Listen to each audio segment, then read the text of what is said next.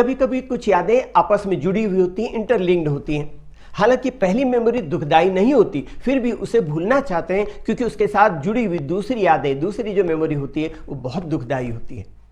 जैसे मैं एक घटना के बारे में बताऊंगा, दुखद घटना है। एक बार हम लोग कुछ 200 लोग भुवनेश्वर गए हुए थे। वहाँ एक लड़के से मेरी मुलाकात हुई, बातचीत हुई। वो उन्हीं 200 लोगों में से एक था। वो केशकाल बस्तर का रहने वाला था। उसकी उम्र 20 से 25 साल के बीच रही होगी। दोपहर के बाद हम सब लोग समुद्र में नहाने के लिए गए।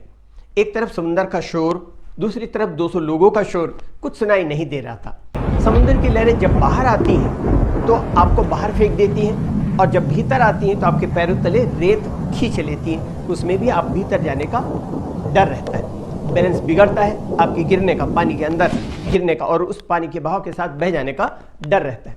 मैं तो घुटने से थोड़ा ऊपर पानी होता था तो आगे नहीं जाता था।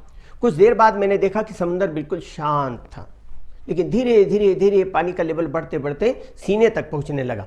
मैंने महसूस किया कि नहीं, पानी का लेवल बढ़ रहा। खामोशी के साथ मैं लोगों को चीख चीख कर कह रहा था कि आगे मत जाओ, लेकिन समुद्र की आवाज़ और लोगों की शोर की आवाज़ में मेरी आवाज़ दब कर रह गई। मैं लेकिन धीरे धीरे करके पीछे आ गया और घुटने तक पानी तक मैं बाहर की तरफ था।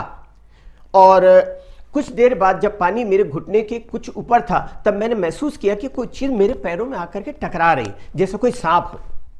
और जब तक मैं हाथ डालता पानी में, तब तक वो चीज़ गायब हो जाती। कुछ देर बाद किसी ने मुझे बताया कि एक लड़का समुद्र में डूब गया है।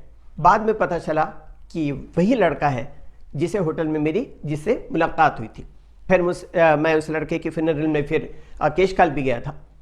तो कहने का मतलब ये है कि आप इस दुखदाई और बुरी घटनाओं को भूलने के लिए पिकनिक को ही भूलना चाहते हैं। इसे ही दमन या रिप्रेशन कहते हैं।